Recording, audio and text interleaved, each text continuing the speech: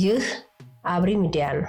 አብሪ ሚዲያ አንድነትና ፍቅርን በማጎልበት ሰላምና እድገትን በማስፈን ረገድ የበኩሉን አስተዋጽኦ ለማበርከት የሚሰራ ሚዲያ ነው።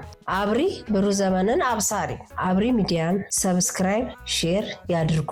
ሰላም ጤና ይስጥልኝ። የአብሪ ሚዲያ አድማጭ ተመልካቾቻችን የአክብሮት ሰላምታዬን በማስቀደም የዛሬውን ፕሮግራሜን ርዕሰ ጉዳይ አስተዋውቃለሁ።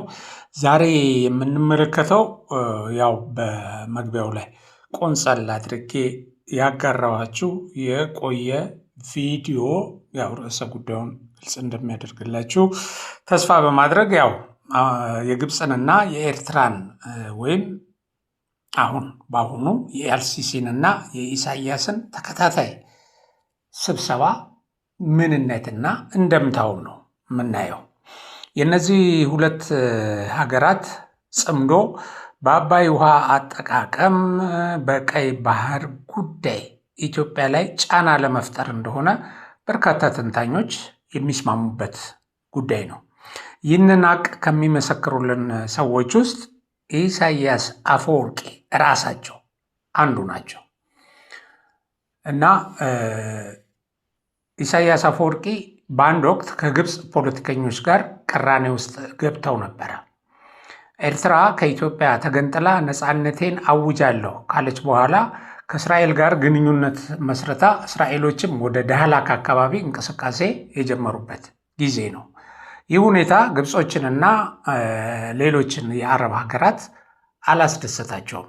ራሱ የኤርትራ ነፃነት ከተቃወሙት ሀገሮች አንዷ ግብፅ እንደሆነች ነው ኢሳያስ በቃለ መጠይቃቸው የሚነግሩን በሚገርም ሁኔታ እና እንግዲህ ይሄንን ቃለ መጠይቅ መሰረት አድርገን በአንድ ወቅት ራሱ አጠቃላይ የግብፅ ስትራቴጂ ምን እንደሆነና ኤርትራን ስትደግፍ የነበረችበትንም መነሻ እና መድረሻ አሁን ያለውንም ሁኔታ የሚያሳየን ይሆናል። ሌላም ኤርትራዊ በዚህ ጉዳይ ላይ የሚሰጡን ወቅታዊ ምልከታ አለ።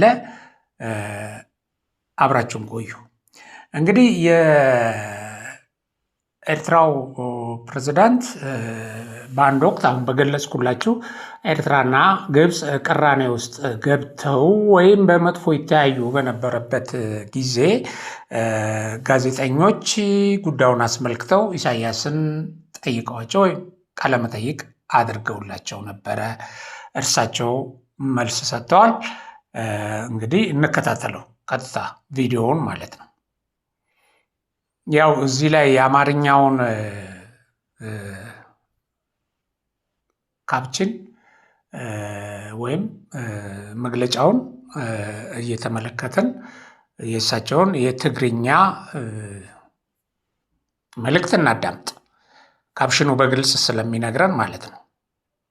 ምንታይ ተበገሰይ ምስሪና ዓናን መፍታቀ እንታይ ረብሓ ትረክብ ነዛታ ድሕሪያት ነፅሕተውን ንሳ ስለተተኣሳሰር ቁጥሪ 29 ማለት እዩ ከም ብባይ ባዕለይ ገለ ሃገራት ዓረብ ንመንግስቲ እስራኤል ከም ኣላይትናን ሓጋዚትናን ገይሮም ዘቕርቧስ ሃገርና ስጋብ ክንደይ ምሕዝነታዊ ምትእስሳር ምስራኤል ኣለዋን ሓደ ናይ ግብፂ ፖለቲከኛታት ኣቀማምጣ ንነዊሕ ዘመን ጥምዙዝ ኮይኑ ምጽንሑ ብዙሕ ዘከራኽር ነገር ኣይኮነን። ብፍላይ ኣብ 91 ክሳብ 93 ኣብ ዝተኻየደ ቃልሲ ናይ ረፈረንዱም ኣብ ተፈላለየ መጋባእያታት አንጻር ናይ ናጽነት ናይ ኤርትራ ደው ኢሉ ዝምጉት ዝነበረ ብጀካ መንግስቲ ግብፂ ካልእ ኣሎ ኢልካ ክዝረቡ ኣይከኣልን። ስለምንታይ ብዙሕ ታሪኻዊ ምኽንያታት ኣለዎ። ናይ ግብፂ ደገፍ ንኤርትራ ወይ ደገፍ እንተደኣ ነይሩ ኮይኑ ንኤርትራ ከም መጓጢ ንኢትዮጵያ ቅሳነት መኽልኢ መሳርሒ እምበር ኤርትራ ናጽነታ ክትረክብ ሞ ልኡላውነታ ኣረጋጊፃ ክትነብር ትኽእል እያ ዝብል ሓሳብ ኣይነበረን። እዚ ከዓ ምስ ቀጻሊ ናይ ግብፃውያን استراتيجيو ربحات نفلت إنا زبلو بوليتيكينياتات أتناتنا زخيد زنبري مخنياتو ሓደ ካብ ዓቢ استراتيجياዊ ጸገም ግብጺ ናይ ኒል ማይ ኣብዚ ማያት ዝህሉ ቁጥጥር ናይ ግብጺ ብዘይ ምርግጋ ናይተን ኣብ ውሽጢ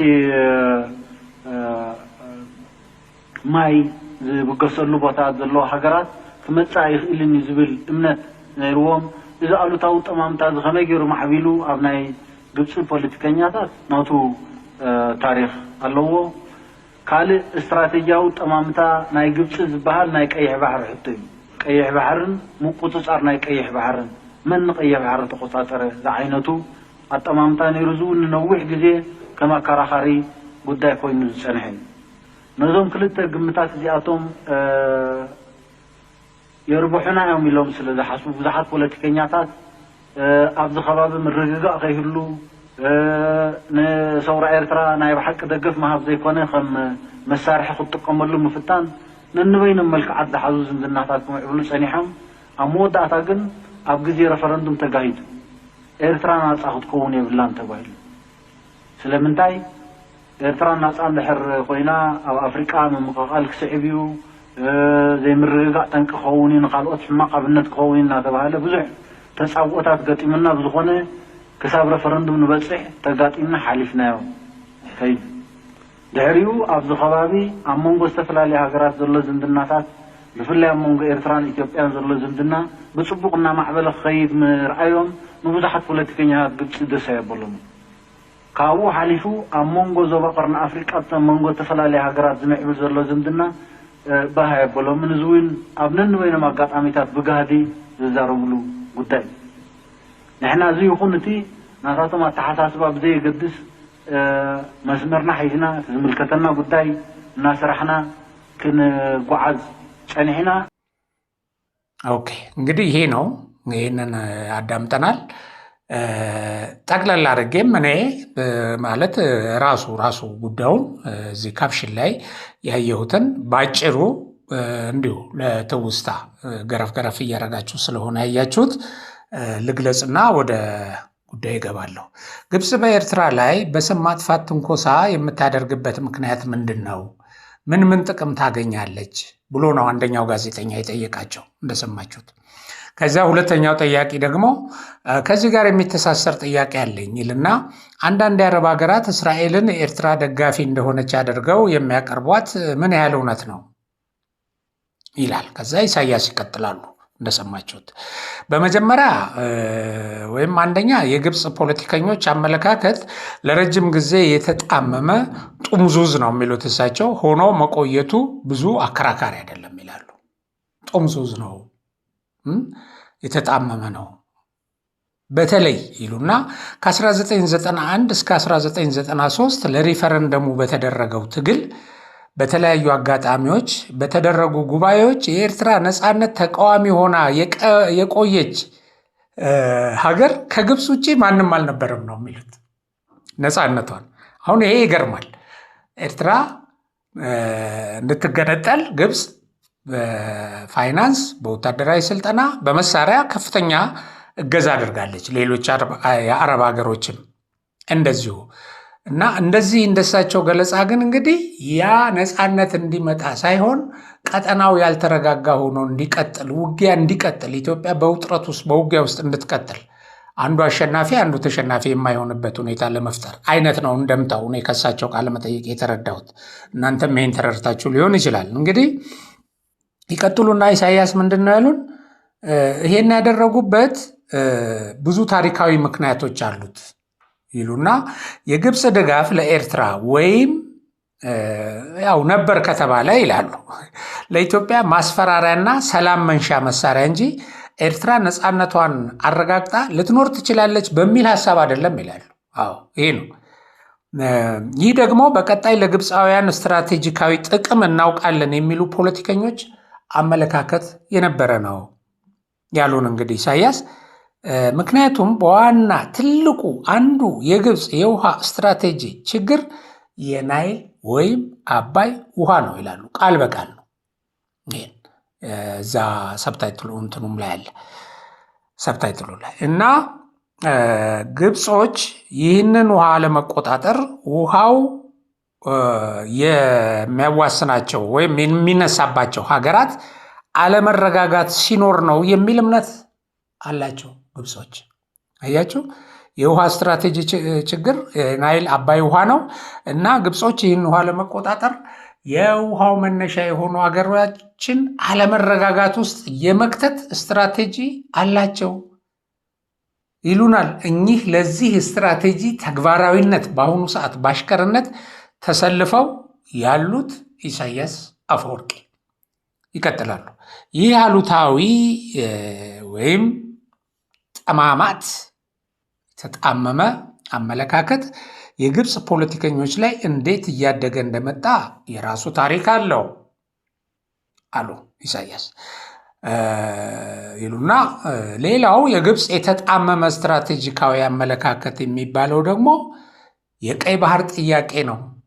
ቀይ ባህርን የመቆጣጠር ቀይ ባህርን ማን ተቆጣጠረው የሚል አመለካከት ነው።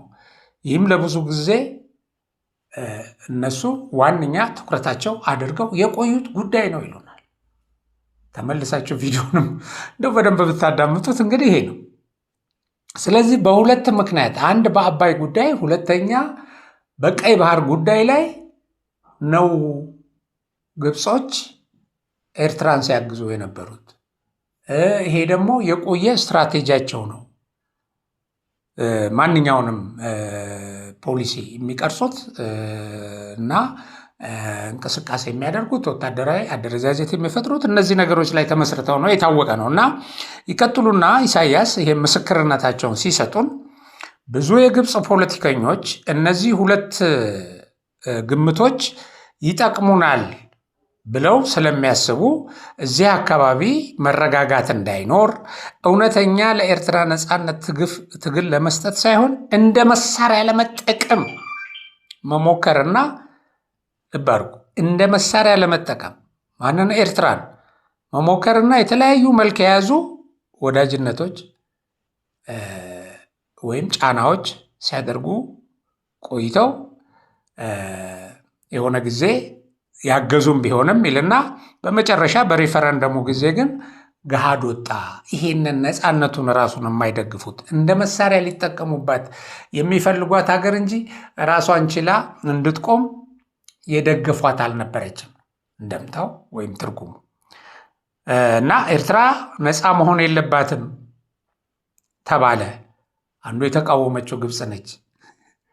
ይህን ማን ያምናል? ግን እውነት ነው። በቃ ለምን በዛ ሁኔታ እንዲደመደም አይደለም የፈለገችው። እና ከዛ እንግዲህ ሁለተኛው ይላሉ በአፍሪካ መረጋጋት እንዲፈጠር በዚህ በውሃው በሚነሳባቸው ሀገራት እንደዚሁ የተረጋጋ መንግስት እንዳይኖር ስለሚሰሩ ከዚህ ተነስተው ያደረጉት ደጋፍ ነው ብለው የነገሩን እንግዲህ ኢሳያስ ናቸው። እና በኤርትራና ከዛ ከነፃነት በኋላ ይላሉ ከሪፈረንደሙ በኋላ በኤርትራና በኢትዮጵያ መንግስት ወይም ያኔ እንግዲህ የወያኔ መንግስት ነው፣ ግልጽ ነው፣ መካከል ያለው ወዳጅነት በጥሩ እያደገ መሄዱን ማየታቸው ለብዙ የግብፃውያን ፖለቲከኞች ደስ አላላቸውም ይላሉ። ይሄ ለግብፅ ጥቅም ጠንቅ ነው ወይም ጥሩ አይደለም ወይም አደገኛ ነው ብለው ስለገመቱ ይሄን ወዳጅነት አልፈለጉትም ይላሉ። እና አንዳንድ ተንታኞች ባይዘዌ የኢትዮ ኤርትራ ጦርነት የተነሳው በእኛ አቆጣጠር በ1990 ለዚህ መነሳት የግብፅ እና የሱዳን ያው ግብፅ ያሰማራቻቸው የሱዳን ሰላዮች አስተዋጽኦ አለበት፣ ይህን ቅራኔ ፈጥረው ውጊያውን በመጫርና በማባባስ በኩል የሚሉ ወገኖች አሉ።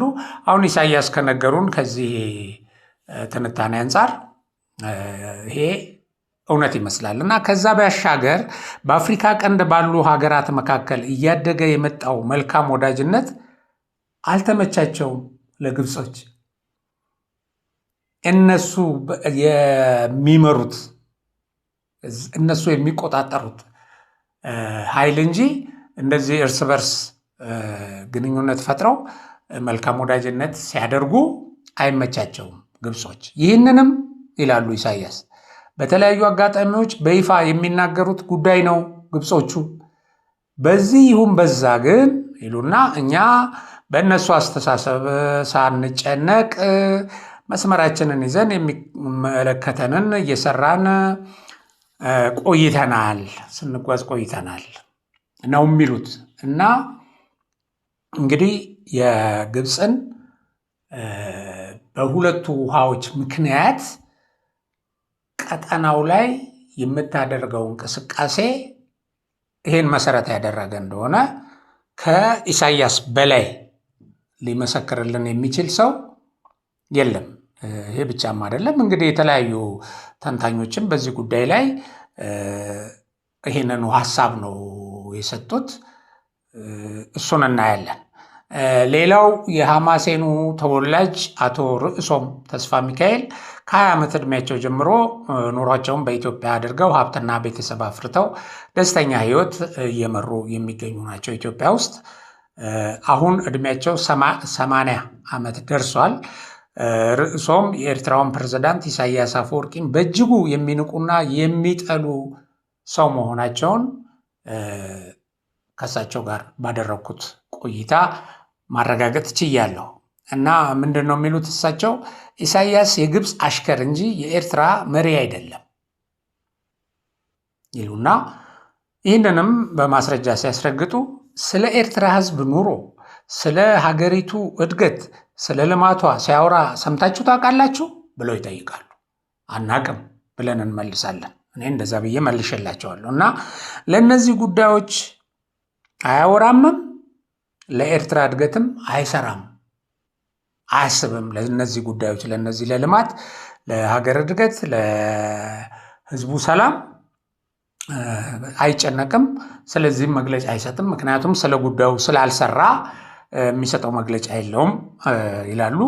እንግዲህ ሁልጊዜ አደባባይ ወጥቶ የሚናገረው ስለ ሌሎች ሀገሮች ፖለቲካ፣ ኢኮኖሚ፣ ወታደራዊ ቁመናና የኃይል አሰላለፍ ነው።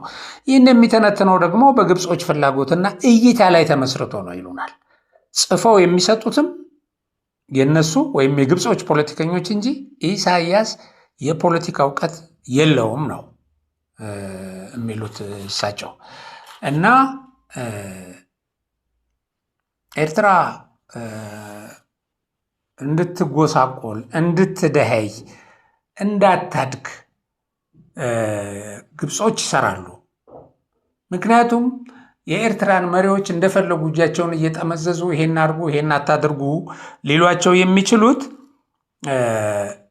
በዚህ አይነት ተጽዕኖ ሲያደርጉባቸው እንደሆነ አድርገው ነው የርዕሶም የሚተነትኑት። እና ኢሳያስ የነሱ ጥገኛና የበታች ሆነው እንዲኖሩ በተለያየ ጊዜ ጠላት ይፈልጉላቸዋል። የተፈጠሩ ጠላቶችም ሲኖሩ እነሱን እያደረጉ ጫና ይፈጥሩባቸዋል። እንግዲህ ኤርትራ ራሷን ችላ ከቆመችና በኢኮኖሚ ካደገች መሪዎቿ ለግብጾች አሽከር ሆነው የታዘዙትን አይፈጽሙም ወይም እየፈጸሙ አይቀጥሉም። ኢሳያስ የራሱን አገር ወደ ድንጋይ ዘመን መልሶ እንዲያቆረቁዛት ያደረጉትም ለዚህ ነው ይላሉ። በአሽከርነት እያዘዙት ለእርሱ ጥቅም እንዲሰራ ለእነርሱ ጥቅም እንዲሰራ ከማድረግ ውጭ ኤርትራን ከድህነትና ከጉስቁልና እንድትወጣ ምንም አይነት ድጋፍ አላደረጉም። እንግዲህ እነዛ በነፃነት ጊዜ መሳሪያ ሲያቀብሉ የነበሩ ነፃ ከሆነች በኋላ ግን ለኤርትራ ምንም አላደረጉም። አሁንም እየጠሩ በየጊዜው ይሄን አድርግ ብለው እዛ ዘበኛ የቀይ ባህር ዘበኛ አድርገው ከማስቀመጥ ውጭ ምንም አይነት ድጋፍ አድርገው የተለያዩ እንትኖች ተፈራረምን ይላሉ እንጂ ለኤርትራ ሕዝብ የሚጠቅም ለኤርትራ ኢኮኖሚ እድገት የሚረዳ ነገር አላደረጉም ነው የሚሉት ርዕሶ። እና ኢሳያስ ከሌላ ሀገር ጋር ግንኙነት እንዳያደርግ ደግሞ ያስፈራሩታል። ኢትዮጵያኖች ባላንጣቸው አድርገው ስለሚያዩህ ያስገድሉሃል ይሉታል። ሁልጊዜ ከመጀመሪያ ጀምሮ ያስገድሉሃል። ኢትዮጵያኖች ዋናው ጠላታቸው አንተ ነህ፣ ሀገራችንን ገንጥሏል እያሉ ስለሚያዩ ይሉና ወደ ቀይ ባህር ለመመለስ ሲሉም አንተን ያጠፉሃል። በሞሳድ በሲአይኤ በኬጂቢ በኩል ጥቃት ያደርሱብሃል ይሉታል። ይሄንን ከኤርትራ ማነው ከኢሳያስ የቅርብ ሰዎች ኤርትራውያን ወገኖቼ የሰማሁት ነው ብለው ነው አቶ ርዕሶም ያካፈሉን። እና ኢሳያስ ደግሞ ፈሪ ነው የሚሉት እሳቸው። ኢሳያስ በጣም ፈሪ ነው። ፈሪ በመሆኑ አብረውት የታገሉትንና ሚስጥሩን የሚያውቁትን አንዳንድ ጥያቄ የሚያቀርቡለትንና በክፉ የሚጠረጥራቸውን ሁሉ በስውር እያስወገደ የመጣ ነው። ይሄ ከፍርሃቱ የመነጨ ነው የሚለው። በአሁኑ ጊዜም ኢትዮጵያ ውጊያ ልትከፍትብህ ነው፣ ልታስገድልህ ነው፣ በድሮን ኢላማ አድርገሃለች ብለው ጭንቀት ውስጥ ከተውታል ይላሉ።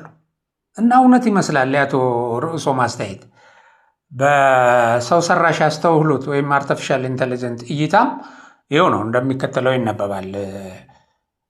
ግብፅ ኤርትራን የምትረዳው ከኢትዮጵያ ጋር በአባይ ወንዝ አጠቃቀምና በቀይ ባህር ተዳድራሽነት ዙሪያ ካላት የፖለቲካ ፍጥጫ መነሻነት ነው። ካይሮ በአፍሪካ ቀንድ የኢትዮጵያን ተጽዕኖ ለመቀልበስና የቀይ ባህርን ደህንነት በራሷ ቁጥጥር ስር ለማዋል ስትል ከኤርትራ ጋር ወታደራዊና ዲፕሎማሲያዊ ጥምረት ፈጥራለች።